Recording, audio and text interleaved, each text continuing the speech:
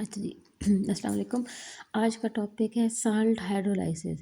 अच्छा, salt hydrolysis होती क्या है? साल्ट हाइड्रोलाइसिस का मतलब होता है बेसिकली एक ऐसे केमिकल रिएक्शन जिसमें साल्ट के कैटाइन्स प्लस एनाइन्स। आपको पता है साल्ट कब बनता था? अगर हम साल्ट की बात करते थे तो साल्ट बनता था न्यूट्रलाइजेशन रिएक्शन की वजह से। साल्ट तब बनता था जब साल्ट जब भी हम रिएक्शन कराते हैं एसिड और बेस का रिएक्शन कराते हैं, ठीक है? फॉर एग्जांपल अगर मैं एक एसिड को लेती हूँ साथ एक बेस को लेती हूँ। अब हम इनके रिएक्शन कराते हैं तो आप खुद देखो इसका ये पॉजिटिवली चार्ज होता है तो इसका कैटाइन, ठीक है, इसके इधर से कैटाइन आएगा, ठीक है, Na पॉजिटिव, और यहाँ से एनाइन आएगा Cl नेगेटिव। तो बेस से आपके पास कैटाइन आता है और यहाँ से आपके पास एनाइन आता है, ये आपस में रिएक्ट करते हैं और एक हमारे पास साल्ट बनता है, ठीक है। तो ये जो साल्ट के कैटाइन, अब साल्ट हाइड्रोलिसिस क्या होती है? जब साल्ट के ये जो कैटाइन और एनाइन है ये रिएक्ट करते हैं और ये किसके साथ रिएक्शन करते हैं, इनका जी रिएक्शन होता है वाटर के साथ, ठीक है। आपने इनको वाटर के अंदर डाला और अब ये वाटर के साथ रिएक्ट करें अगर, तो ये साल्ट के कैटाइन्स और एनाइन वाटर के साथ रिएक्ट कर लेते हैं, इसको हम कहते हैं जी hydrolysis of the salt. Salt की हाइड्रोलिसिस होती है। साल्ट की हाइड्रोलिसिस से पहले आपको बताते हैं, कहते हैं कि आपने कुछ ऑब्जर्वेशन देखे होंगे, कंसीडर द फॉलोइंग ऑब्जर्वेशन। जैसे कि आपने देखा होगा कि एक्वस सोल्यूशन जो होता है, हम यहाँ से हमें ये पता चलेगा कि कोई साल्ट जो है, जो साल्ट की हाइड्रोलिसिस से हमें ये चीज़ ज़्यादा पता चलती है कि ये जो साल्ट है ये एसिडिक इन नेचर है या ये बेसिक इन नेचर है। ये चीज़ हमें कैसे पता चलती है? ये पता चलती है हमें हाइड्रोलिसिस ऑफ साल्ट से। जब हम साल्ट की हाइड्रोलिसिस कराते हैं, रिएक्शन कराते हैं ऐसा वाटर के साथ, ठीक है, तो हमें पता चलता है कि साल्ट एसिडिक इन नेचर है या बेसिक इन नेचर है। जैसे वो कहते हैं कि एक्वस सॉल्यूशन हमने पानी में डाला NH4Cl को, ये NH4Cl को जब हमने पानी में डाला तो इसने किया ब्लू लिटमस को रेड, यानी कि ये थोड़ा सा एसिडिक था। अब आपने देखा एक्वा सॉल्यूशन ऑफ के, आपने एक साल्ट है पोटेशियम का K2CO3, ये क्या करता है, इसको जब हम पानी के अंदर डालते हैं तो ये रेड लिटमस को ब्लू कर देता है, यानी बेसिक प्रॉपर्टी शो करता है। और एक्वा सॉल्यूशन ऑफ NaCl कुछ भी पीएच में उसकी कोई भी चेंज नहीं आता, वो कुछ भी चेंज नहीं करता, ठीक है। तो ये हमें कैसे पता चलता है कि ये एसिडिक इन नेचर है, ये बेसिक इन नेचर है? तो इसको समझने के लिए कुछ हमें तरीके बताए गए। एक तो सबसे पहले वो ये कहता है कि आपने ये कंसीडर करना है, जैसे ब्रॉन्स्टन क्लोरी की एसिड एंड बेस थी, हर एसिड का कंजुगेट बेस होता है और हर बेस का कंजुगेट एसिड होता है, वो वाला कॉन्सेप्ट यहाँ पर लगेगा। होता क्या है, इसकी ना कुछ टाइप्स होती हैं, जैसे कि अगर हम लेते हैं कुछ ऐसे साल्ट होते हैं जिनमें आपके पास क्या होता है, स्ट्रॉन्ग एसिड ने प्लस स्ट्रॉन्ग बेस ने रिएक्ट किया होता है, स्ट्रॉन्ग एसिड और स्ट्रॉन्ग बेस ने आपस में रिएक्ट किया होता है। ऐसे जब हम साल्ट लेते हैं जिसमें स्ट्रॉन्ग एसिड और स्ट्रॉन्ग बेस आपस में रिएक्ट करते हैं तो देखो हमारे पास कौन से साल्ट बनते हैं। जैसे हमारे पास बनता है NaCl, हमारे पास बनता है Na2SO4 प्लस KNO3। ये ऐसे साल्ट है जहाँ पे स्ट्रॉन्ग बेस और स्ट्रॉन्ग एसिड ने रिएक्ट किया होता है, ठीक है। जैसे ये NaCl बना है हमारे पास। अगर जैसे HCl और NaOH, ये दोनों, ये स्ट्रॉन्ग एसिड है, स्ट्रॉन्ग बेस ने तो NaCl बना था। अब देखो ये जो NaCl है, Na इनकी जो पीएच आती है ना, इनकी जो पीएच आती है वो 7 के बराबर आती है, यानी कि ये न्यूट्रल ही रहते हैं, इनमें कोई ये एसिडिक और बेसिक साल्ट नहीं, ये न्यूट्रल साल्ट बनते हैं। स्ट्रॉन्ग एसिड और स्ट्रॉन्ग बेस के रिएक्ट करने से न्यूट्रल न्यूट्रल साल्ट बनते हैं। अगर हम देख लेते हैं, अगर हम इसको पानी में डालते भी हैं, NaCl को हमने वाटर में डाला है तो ये Na positive plus Ca negative में टूटेगा और साथ दूसरी तरफ H पॉजिटिव और OH नेगेटिव होता है। तो अब अगर आप देखो तो ये आपस में कोई रिएक्शन ही शो नहीं करते हैं, वाटर इसके साथ रिएक्ट करके HCl बना सकता है, लेकिन अगर आप यहाँ पे देखो तो ये इतनी स्ट्रांगली वो ब्रेक डाउन ही नहीं होते हैं, ठीक है। तो ये इसके साथ इतना रिएक्ट नहीं कर रहा था तो ये न्यूट्रल रहता है। इसी तरीके से Na2SO4 को अगर आप वाटर में डालते हो तो ये जो दो वाटर है ये इनकी इंटरेक्शंस को गड़बड़ नहीं करता, ठीक है, वाटर इसके साथ रिएक्ट नहीं करता। बेसिकली जो स्ट्रॉन्ग एसिड और स्ट्रॉन्ग बेस के जो साल्ट होते हैं इनके साथ वाटर ने रिएक्ट ही नहीं किया होता, वाटर इनके साथ रिएक्शन शो नहीं करता, ठीक है। अगर आप एक ऐसा ले लेते हो जिसमें मैं लेती हूँ जी स्ट्रॉन्ग एसिड ले लेती हूँ और साथ वीक बेस ले लेती हूँ, ठीक है, वीक बेस ले लिया अब मैंने। स्ट्रॉन्ग एसिड और वीक बेस के जो होते हैं उसमें अगर हम लेते हैं तो स्ट्रॉन्ग एसिड लेते हैं। स्ट्रॉन्ग एसिड में आपके पास होता है, हमारे पास साल्ट बनता है, जैसे कि बनता है CuSO4 बनता है जब स्ट्रॉन्ग एसिड वीक बेस ने रिएक्ट किया था। ये हमारे पास बनता है NH 4Cl। अब ये कब रिएक्ट किया होगा, जब NH4OH, ये एक वीक बेस है, इसके साथ HCl को हम रिएक्ट करा लेते हैं। NH4OH ये एक बेस है लेकिन वीक बेस है, इसके साथ हमने रिएक्ट करा दिया जी HCl को। अब जब ये आप इसमें रिएक्ट करेंगे तो हमारे पास क्या बनेगा, NH4Cl प्लस बना हमारे पास क्या जी, NH4Cl साल्ट साल्ट बनेगा, ठीक है। और साथ हमारे पास बना है जी H2O। अब क्या है ना, ये अब H2O इसके साथ रिएक्ट करेगा। अगर हम यहाँ पर करते हैं, ये NH4Cl था, ठीक है, एक ये है हमारे पास और एक हमारे पास H पॉजिटिव और OH नेगेटिव है। अब क्या होता है कि ये NH4, ये जो NH4 है ये OH के साथ रिएक्ट करके NH4OH बना लेते हैं, मीन्स एक रिवर्सिबल रिएक्शन बन जाता है, और साथ H पॉजिटिव और Cl HCl बना लेते हैं। क्यों? क्योंकि ये चूँकि ये एक वीक बेस था, तो जो वीक बेस होता है वो उतना ज़्यादा हाइड्रोलाइज ही नहीं हो रहा होता, तो ये फ़ौरन इसके साथ रिएक्ट कर लेते हैं, ठीक है। एक तो ये खुद इतना पहले हाइड्रोलाइज नहीं हो रहा था, फिर जब ये खुद हाइड्रोलाइज ही इतना नहीं हो रहा था, तो जैसे ही इसको ये मौका मिला ये रिएक्शन हो गया। अब जब ये रिएक्शन होगा मीन्स इसको अफेक्ट कर रहा है, मतलब कि ये क्या ज़्यादातर एसिडिक नेचर शो करेगा ना, स्ट्रॉन्ग एसिड। आप सबसे स्ट्रॉन्ग एसिड है तो साल्ट जो होगा वो एसिडिक नेचर का होगा, ठीक है। तो ये इसको बीच में H पॉजिटिव की कॉन्सेंट्रेशन बढ़ रही है, ये साथ HCl बन रहा है, जब HCl बन रहा है तो एसिडिक एक HCl बन रहा है, तो मीन्स कि ये एसिडिक करेक्टर शो करेगा ना इस साइड पर। अगर आप रिवर्स में जा रहे हो तो HCl की कॉन्सेंट्रेशन तो बढ़ेगी, साथ ये वीक बेस बन रही है, रिएक्शन रिवर्स चल पड़ा, साथ एसिड बन रहा है, साथ वीक बेस बन गया। वीक बेस अपना करैक्टर शो नहीं करेगी तो स्ट्रॉन्ग एसिड ही शो करेगा, तो इसलिए जब स्ट्रॉन्ग एसिड और वीक बेस आप इसमें रिएक्ट करती हैं तो जो सॉल्ट बनते हैं वो एसिडिक इन नेचर होते हैं। अब अगर हम ले लेते हैं जी weak acid plus strong base, weak acid हाँ plus strong base, weak acid में जैसे मैं ले लूँ CH3C double bond OH plus मैं रिएक्ट करा दूँ NaOH को, स्ट्रॉन्ग बेस लेने की ना, तो क्या होगा, पहले तो ये हो जाएगा CH3C डबल बॉन्ड Na, ठीक है, ये रहा Na। दूसरा क्या बन जाएगा, H2O बनेगा। अब देखो जब दोबारा से ये H पॉजिटिव और OH नेगेटिव होंगे ना, तो ये CH डबल बॉन्ड हो इसके साथ रिएक्ट करके CH3OH बना देगा और साथ बन जाएगा NaOH। ये वीक एसिड है, ये अपना करेक्टर इतना नहीं शो करेगा, ये स्ट्रॉन्ग बेस है, ये अपना करेक्टर ज़्यादा शो करती होती है। तो हमें पता चल जाता है कि ये क्या था जी, ये पूरा जो है क्या कहते हैं, ये जो साल्ट है ये क्या है, ये एसिड बेसिक इन नेचर है, तो ये जो साल्ट बनेगा ये क्या होगा, बेसिक इन नेचर होगा, ठीक है। अब बुक्स इस टॉपिक का देख लेते हैं, अगर हमसे कोई पॉइंट मिस हुआ। ऑब्जर्वेशन हमने देख ली थी, यहाँ से ये क्या समझाता था, कहता है the observation can be explain, ये जो ऑब्जर्वेशन है इसको एक्सप्लेन हम कर सकते हैं ब्रॉन्स्टर एंड लोरी के एसिड बेसिक कॉन्सेप्ट से। जो हमें पता है क्या है कि जब भी कोई साल्ट को पानी में डिज़ोल्व करते हैं तो वो अपने आइन में स्प्लिट हो जाता है, ठीक है। ये साल्ट था फॉर एग्जांपल NaCl था। अब क्या होगा, NaOH के साथ रिएक्ट कर जाएगा वाटर के साथ, और ये पॉजिटिव और Cl रिएक्ट कर लेंगे तो ये वो हाइड्रोलाइज हो जाता होता है। सिंस H पॉजिटिव और आइन प्रोड्यूस होते हैं इस रिएक्शन में, तो सोल्यूशन ऑफ साल्ट में भी एसिडिक और नेचर। तो चूँकि आप देख सकते हो कि पानी में जब हम जाते हैं तो HCl भी बन रहा है, NaOH भी बन रहा है, ठीक है। तो साल्ट की वजह से ये बन रहे हैं ना, तो जो चीज़ स्ट्रॉन्ग बनेगी हम उस पे उसके दे देंगे कि उस बेस पे उसकी प्रॉपर्टी डिसाइड कर लेंगे। कहते हैं साल्ट में एनाइंस जो होते हैं वो एसिड से आते हैं, कैटाइंस बेसिस से आते हैं। एनाइन अगर वीक एसिड के आए हैं तो वो स्ट्रॉन्ग कंजुगेट बेस बना देंगे।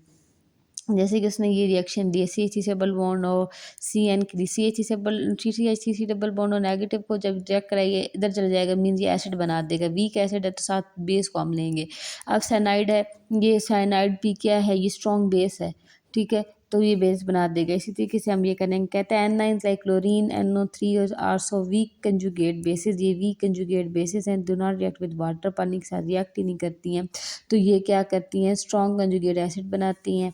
कुछ एग्जांपल दी हुई है, जैसे ये strong conjugate cation like Na positive के पॉजिटिव, ये स्ट्रॉन्ग है, स्ट्रॉन्ग वो है कंजुगेट एसिड, स्ट्रॉन्ग वो है स्ट्रॉन्ग बेसिस के हैं ना, तो ये क्या बनाएंगे, वीक कंजुगेट एसिड बनाएंगे, तो ये पानी के साथ रिएक्ट नहीं करती, ठीक है, ये वीक कंजुगेट एसिड बना रहे हैं। तो ये रिएक्ट नहीं करेंगे। आप ऐसे ले लो स्ट्रॉन्ग बेसिस, इतनी कॉम्प्लिकेशन में ना जाओ, वहाँ से डेफिनेशन पे जाओ, यहाँ से आ जाओ। यहाँ पे कहते हैं ये ऐसा definition, chemical reaction of cation और anion involve is called hydrolysis. वो ऑब्जर्वेशन देख लो, याद कर लो। कहते हैं hydrolysis in different is different from hydration. Hydrolysis hydration से डिफरेंट होती है। In hydrolysis OH bond is broken where in hydration water molecule made up. अच्छा, हाइड्रोलिसिस में ये बॉन्ड टूटता है और हाइड्रेशन में ये बॉन्ड बन रहा होता है। तो हाइड्रोलिसिस और हाइड्रेशन में आपने कंफ्यूज नहीं होना। साल्ट ऑफ स्ट्रॉन्ग एसिड, अब कुछ बताए मैं। साल्ट स्ट्रॉन्ग एसिड और स्ट्रॉन्ग बेसिस के जो साल्ट उनकी pH 7 होती है, NaCl और KNO3 वगैरह। साल्ट किसकी? वीक एसिड और स्ट्रॉन्ग बेस के, उनकी pH जो होती है वो greater than 7 होती है। greater than 7 mean more toward positive, more toward basic, ठीक है। फिर कहते हैं कि साल्ट ऑफ स्ट्रॉन्ग एसिड और वीक बेस के हैं स्ट्रॉन्ग एसिड एंड पीएच जो है वो क्या होगी? एसिडिक ज़्यादा सोल्यूशन होगा। अब salt of weak acid and weak, अगर साल्ट, अच्छा एक और चीज़, अगर हमने ले लिया है, साल्ट लिया है हमने, एसिड भी वीक लिया था, वीक एसिड था प्लस वीक बेस थी, ठीक है। जैसे मैं ले लेती हूँ CH3 double bond OH plus NH4OH, ठीक है। अब ये भी वीक एसिड है और ये भी वीक बेस है, तो ये तो वाटर के अंदर हाइड्रोलाइज होते ही नहीं है। जब ये वाटर के अंदर हाइड्रोलाइज नहीं होते हैं तो मीन्स हाइड्रोलिसिस की बेस पे तो हम इनकी वो देख ही नहीं सकते हैं कि ये एसिडिक इन नेचर है कि बेसिक इन नेचर है। तो हम इनकी वैल्यूज़ लेते हैं KA और KB की वैल्यूज़ लेते हैं। अगर KA की वैल्यू ज़्यादा आ रही है तो साल्ट क्या होगा? एसिडिक होगा। अगर KB की वैल्यू ज़्यादा आ रही है तो साल्ट क्या होगा? बेसिक होगा। हम KA और KB की वैल्यूज़ ले लेते हैं क्योंकि ये जो साल्ट है, यहाँ तो हमें पता था ये कम डिसोसिएट हो रहा है, तो हमें पता था ये बन जाएगा, मीन साल्ट जो होगा वो इस पे नहीं आएगा। अब यहाँ पे ये दोनों ही वीक हैं तो फिर हम KA और KB की वैल्यूज़ को लेते होते हैं। यहाँ पे ये कहता है ना, but the resting solution is neither neutral, salt of weak acid and weak base hydrolysis but resulting solution is either neutral, acidic और बेसिक। तो वो क्या, this depend upon relative values KA and KB, K और KB की values को हम लेते होते हैं। जैसे एक टेबल भी वो बता रहा है, आइंस विच इम्पार्ट हाइड्रोलिसिस नॉन, जिनकी हाइड्रोलिसिस होती ही नहीं है, जैसे NaCl और KB और वाटर के साथ रिएक्ट नहीं कर रहे हैं, तो इनकी 7.0 रहती है pH और वो न्यूट्रल होते हैं।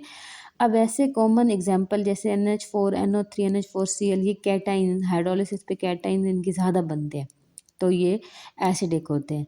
इनके एनाइन ज़्यादा बनते हैं तो ये बेसिक होते हैं, ठीक है। अब solubility product and precipitation reaction. अब कुछ ये चीज़ ये बताती है कि कौन सा साल्ट, हम कहते हैं, हम खुद ही कह देते हैं ये साल्ट सॉल्युबल इन वाटर है, ये साल्ट सॉल्युबल इन वाटर नहीं है। तो हमें ये चीज़ कैसे पता चलेगी कौन सा साल्ट वाटर के अंदर जाके प्रेसिपिटेट बनाएगा, कौन सा साल्ट वाटर के अंदर जाके प्रेसिपिटेट नहीं बनाएगा, कौन सा साल्ट सॉल्युबल इन वाटर है, कौन सा salt good soluble in water है, ये चीज़ें। अब सॉल्युबिलिटी, ये चीज़ हमें पता चलती है सॉल्युबिलिटी प्रोडक्ट से। सबसे पहली बात मैं आपको एक बात बता दूँ, साल्ट्स जो होते हैं ना, साल्ट जब हम उन्हें इनऑर्गेनिक केमिस्ट्री के नज़रिए से देखते हैं ना, तो हम कहते हैं कि ये जी सॉल्युबल है और कुछ जो है वो नॉन सॉल्युबल है, ठीक है। लेकिन जब हम इसको फिज़िकल केमिस्ट्री के लिहाज से देखते हैं ना, तो फिज़िकल केमिस्ट्री एक नई टर्म लाती है कि सॉल्युबल इनसॉल्युबल नहीं होता, सभी साल्ट सॉल्युबल इन वाटर होते हैं, सभी साल्ट सॉल्युबल इन वाटर हैं। बट कुछ good highly soluble in water हैं, कुछ मॉडरेटरी हैं और कुछ हम वर्ड यूज़ करते हैं स्पेरिंगली सॉल्युबल इन वाटर, यानी किसी हद तक। अभी हम ये चीज़ें देखेंगे कि किसी ना किसी हद तक साल्ट पानी के अंदर डिज़ोल्व होता है, बट वो पूरा डिज़ोल्व नहीं होता है, कहीं पे सॉलिड बन जाते हैं, कहीं पे प्रेसिपिटेट्स बन जाती हैं। तो ये चीज़ें हम देखेंगे। Now we will discuss some important equilibria, ठीक है। सबसे पहले बेसिकली वो कहता है क्या है, जैसे कि कोई साल्ट है वो पानी के अंदर डिज़ोल्व, हमने एक साल्ट था उसको हमने वाटर के अंदर डाल दिया। अब क्या होता है कि वो साल्ट कुछ हद तक वाटर के अंदर डिज़ोल्व होता है, ठीक है, कुछ हद तक वो वाटर के अंदर डिज़ोल्व हुआ। अब कुछ हद तक जब वो वाटर के अंदर डिज़ोल्व हो गया, ठीक है, तो अब क्या हो जाता है, थोड़ी देर के बाद आपको पता है इक्विलिब्रियम आता है। जब भी फॉर एग्ज़ाम्पल एक साल्ट था, जैसे कि वो एग्ज़ाम्पल ले लेते हैं हम, CaF एक साल्ट है, CaF2 एक साल्ट है, ये वाटर के अंदर डिज़ोल्व होने के लिए हमने डाल दिया।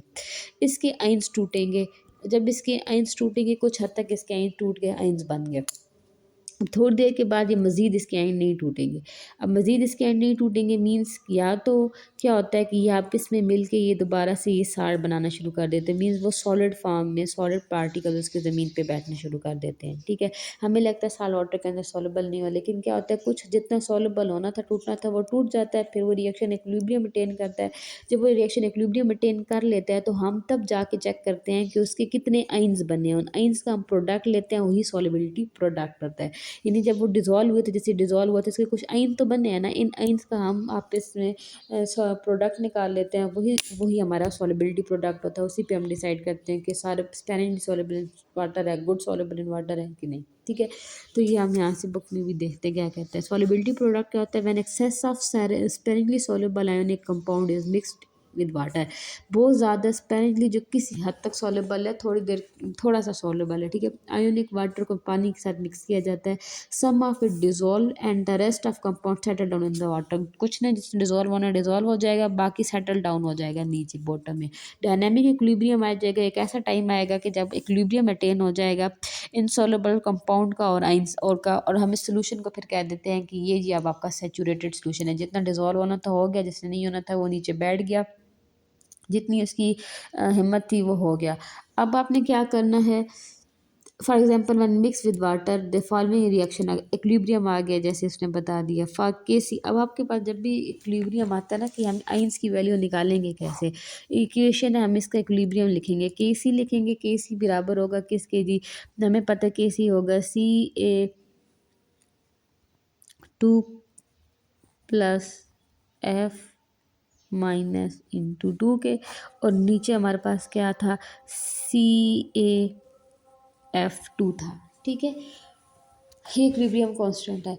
अब हमने एक बात पढ़ी थी रिचर्ड्स प्रिंसिपल में कि जब कोई चीज़ सॉलिड में होती है तो हम उसको के सी में नहीं लिखते हैं, तो के सी इंटू, और ये है भी एक्सेस में, तो एक्सेस अमाउंट वैसे भी कांस्टेंट होती है तो हम इसको इधर ले आएंगे।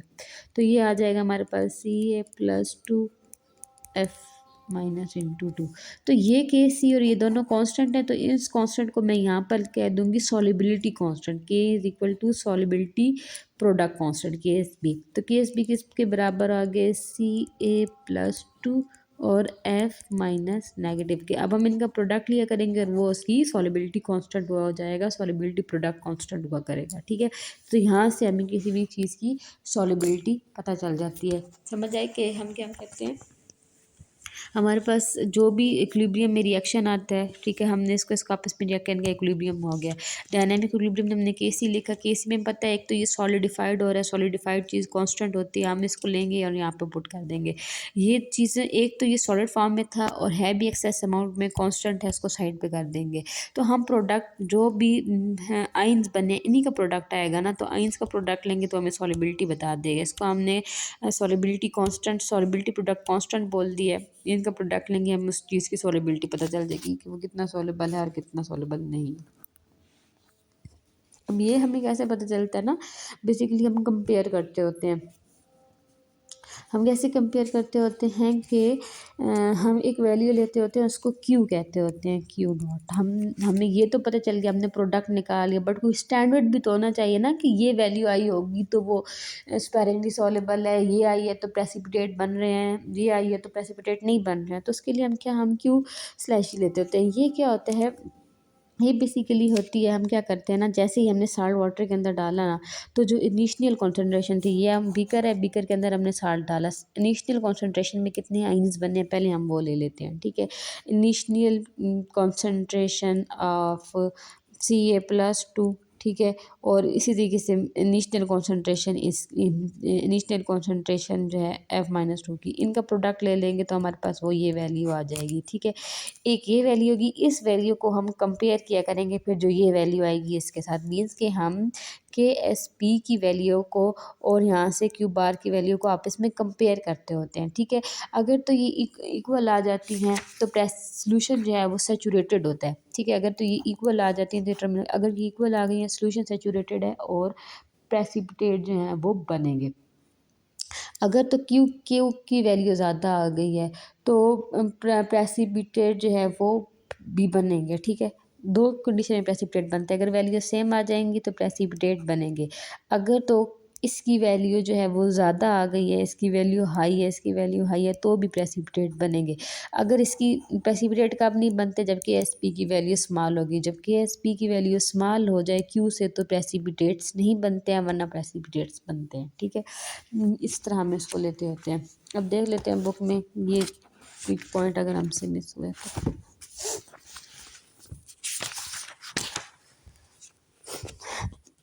क्या पढ़ रहे थे, हाँ ये चीज़ मैंने आपको अभी बताई है कि इस तरह ये क्यों हो गया है, ये इसको हमने के एस पी क्यों कहते हैं। के एस पी कॉन्स्टेंट है, जिसको सॉलिबिलिटी प्रोडक्ट कॉन्स्टेंट कहते हैं। Define as the product of equilibrium concentration of ion. Equilibrium concentration में जो आइंस की कॉन्सेंट्रेशन का प्रोडक्ट है, raise to the power with the coefficient, और कोफिशिएंट जो आएगा उनकी पावर के साथ मल्टीप्लाई करेंगे बैलेंस केमिकल इक्वेशन में। जैसे कहते हैं कि यहाँ पर उसने बताई हुई ए एक एसिड और एक बेस थे, टूटे एसिड की आयन की कंसंट्रेशन और बेस की, और ये यहाँ पर पॉजिटिव और नेगेटिव आयन की कंसंट्रेशन का मतलब। This mean solubility product is constant and equal to product of equilibrium concentration of the ion. Equilibrium की पोजीशन पे आयंस की जितनी कंसंट्रेशन है उसके प्रोडक्ट के बराबर है। ये बात रिपीट हो रही है। फिर प्रेसिपिटेशन रिएक्शन, किन रिएक्शन में प्रेसिपिटेट बनेगा और किन रिएक्शन में प्रेसिपिटेट नहीं बनेगा। An aqueous reaction take place when two or more solutions are mixed together, yield a solid insoluble salt। यानी कि आपने पानी के अंदर कोई साल्ट डालें और जब आप इसमें मिक्स हुए हैं तो उन्होंने क्या किया है कि इनसॉल्युबल प्रेसिपिटेट्स बनाए, इसको प्रेसिपिटेशन रिएक्शन कहते हैं।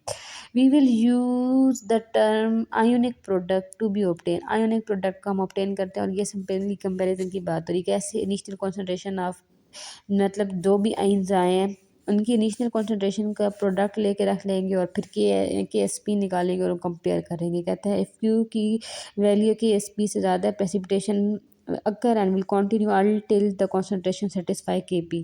प्रेसिपिटेट बनते रहेंगे। If Q is less than K S P, precipitation does not occur. बस यही बात बताइए। आगे है जी आपका कॉमन आइन इफेक्ट। कॉमन आइन इफेक्ट क्या होता है? कॉमन आइन इफेक्ट बेसिकली क्या होता है, इसके नाम में ही ज़ाहिर है कॉमन आ जाए कोई चीज़, किसी चीज़ का कॉमन हो जाना। तो क्या होता है कि हम क्या करते हैं इस फिनोमिना में, हम आयोनाइजेशन और सॉलिबिलिटी ऑफ एक इलेक्ट्रोलाइट है, जैसे कि NaCl है, ये इलेक्ट्रोलाइट है, पानी के अंदर जाके अपने आइंस में तकसीम होता है और करंट को भी पास कराता है। तो इसमें हम क्या कहते हैं कि हम जो है वो जो आयोनाइजेशन है, अपने आइंस में टूट जाना, ठीक है, किसी इलेक्ट्रोलाइट का अपने आइंस में टूट जाने को हम ख़त्म करा देते हैं, स्टॉप करा देते हैं बाहर से कोई भी कॉमन आइन डालते हुए। कोई ऐसा हम इसकी डेफिनेशन ऐसे भी करते हैं कि हमने एक इलेक्ट्रोलाइट की आयोनाइजेशन को कम करा दिया बाहर से एक ऐसा इलेक्ट्रोलाइट डालते हुए जिसके आयन इसके साथ कॉमन थे। ठीक है, मैंने NaCl की आयोनाइजेशन कम करा दिया, बाहर से मैंने HCl डाल दिया। अब Cl दो कॉमन हो गया ना, तो इसको हम कहते हैं कॉमन आइन। जिसके पास भी Cl नेगेटिव है, इसके पास भी Cl नेगेटिव है, तो ये कॉमन आइन हो गया। ठीक है, एक इलेक्ट्रोलाइट की आयोनाइजेशन को स्टॉप करा देना बाहर से दूसरा इलेक्ट्रोलाइट डालते हुए जिनके आइन आपस में कॉमन हो, उसको हम कहते हैं कॉमन आइन इफेक्ट। ये ज़्यादातर रिएक्शंस को स्टॉप कराने के लिए या किसी एक चीज़ को दूसरी चीज़ से सेपरेट करने के लिए, रिएक्शंस को स्टॉप कराने के लिए या प्रोडक्ट ऑफ इंटरेस्ट को सेपरेट कराने के लिए हम कॉमन आइन को यूज़ करते हैं। क्या कहता है कि जैसे कि डेफिनेशन यहाँ पे लिखी हुई है, the phenomena in which the degree of ionisation या सॉलिबिलिटी ऑफ आयोनाइज होना या solubility of an electrolyte is reduced by addition of the highly soluble electrolyte containing common is called common ion effect। देखते कहते हैं an interesting situation arises when a weak electrolyte and a salt containing common ions are present simultaneously। कब एक weak electrolyte है, जैसे HF की example दी हुई है, ये वीक इलेक्ट्रोलाइट है, इतनी इजीली टूटता नहीं है वाटर के अंदर। ठीक है, वाटर के अंदर ये अपने आप को स्ट्रांगली इलेक्ट्रोलाइज नहीं करता, तो ये किस में टूटेगा, H पॉजिटिव और F नेगेटिव में टूटेगा। साथ में आपने क्या डाल दिया, कहता है interesting weak electrolyte and salt containing a common ion are present in simultaneously. साथ में हमने डाल दिया NaF। अब अगर आप ये देखो, ये भी एक ही वाटर के अंदर डाला है। अब देखो इनके पास ये आइन कॉमन हो गया, इसने भी F नेगेटिव बनाया और इसने भी Na पॉजिटिव H बनाया। अब ये एक आइन कॉमन हो गया। तो जब आप बेसिकली क्या होता है ना, जब आप एक रिएक्शन जारी हो सारी था, हमने जब F डाला है तो बेसिकली हमने F की कॉन्सेंट्रेशन को ज़्यादा कर दिया है। ठीक है। तो अब रिएक्शन कैसे मूव करेगा, फॉरवर्ड या बैकवर्ड मूव करेगा। जैसे Le Chatelier's principle, common line of जिस प्रिंसिपल के काम करता है उसको ली चार्टर्स प्रिंसिपल कहते हैं। उसमें क्या होता था, जब हम जैसे कि फॉर एग्जांपल दो चीज़ें रिएक्ट कर रही होती थी, ठीक है, तो जब हम एक जहाँ तो हम प्रोडक्ट की कंसंट्रेशन बढ़ाते थे तो वो बैकवर्ड मूव कर जाता था ताकि वो रिएक्टेंट्स को बनाए और रिएक्शन दोबारा इक्विलिब्रियम में आए। और अगर हम रिएक्टेंट की अमाउंट बढ़ा देते थे तो वो फ़ौरन प्रोडक्ट बनाने शुरू कर देता था ताकि एक नया इक्विलिब्रियम अचीव करे। तो यहाँ पर भी ऐसे ही होता है। यहाँ पर आप अगर आप इसको देखो तो आपने क्या किया, आपने एफ़ की कॉन्सेंट्रेशन बढ़ा दी है। एफ़ की कॉन्सेंट्रेशन बढ़ गई है। अब एफ़ जो है वो क्या करेगा, मूव करेगा ताकि वो दोबारा से आयनाइज़ करे और वो उसको प्रोडक्ट अमाउंट को बैलेंस कर दे। देखो, strong electrolyte breakup completely into an ions and HF is a weak electrolyte, it dissociates slightly. NaF being strong electrolyte completely dissociate, जल्दी से हो जाएगा into its ion, and the common INF produced by NaF disturb the balance. The increased concentration of a fine ion according to the Lee-Chartres principle, the equilibrium will shift to the left to use up some of the positive ion, and this will reduce HF dissociation. Thus, dissociation of HF is reduced in the presence of dissolved. Simple लंबी कहानी, simple सी बात है, जब इसकी concentration बढ़ जाएगी तो ये इधर जाएगा और इसको ज़्यादा बनाना शुरू कर देगा ताकि इक्विलिब्रियम बैलेंस में आ जाए। अगर आपने कोई ऐसा आयन बढ़ा दिया है जिसकी कॉन्सेंट्रेशन प्रोडक्ट में आपने ज़्यादा कर दिया तो प्रोडक्ट जो है वो रिएक्टेंट बनाना शुरू कर देगा। नहीं तो अगर आपने रिएक्टेंट में डाला तो प्रोडक्ट ज़्यादा बनाना शुरू कर देगा। ये सिंपली इस प्रिंसिपल पे काम करता है। एग्जांपल दी हुई है, पोटेशियम पर chloride KCl2 is moderately soluble in water when highly soluble KCl is added to the saturated solution KClO4, it causes increase in the concentration of K positive ion। K positive ion की concentration बढ़ गई है। अब according to Lee Chartres principle, K ion will react with CClO4 to form KClO4। ये वापस जाएगा, backward की तरफ मूव करेगा, ठीक है। अब अगर आप HCl में देखो, HCl gas is pass through saturated solution of NaCl, increase the concentration of Cl, तो वो वापस बैकवर्ड जाके NaCl की कॉन्सेंट्रेशन देखो, अब वापस जाएगा NaCl बनाना शुरू कर देगा। NaCl एक सॉलिड है तो प्रेसिपिटेशन बनना शुरू हो जाएगी। यहाँ पे प्रेसिपिटेट्स का भी हमें पता चल जाएगा और हमें कॉमन आयंस के जरिए इस रिएक्शन को भी हम स्टॉप करा देंगे। तो ये होता है कॉमन आयन की डेफिनेशन पता हो, ये पता हो कि ये किस प्रिंसिपल पे काम करता है और एक एग्जाम्पल।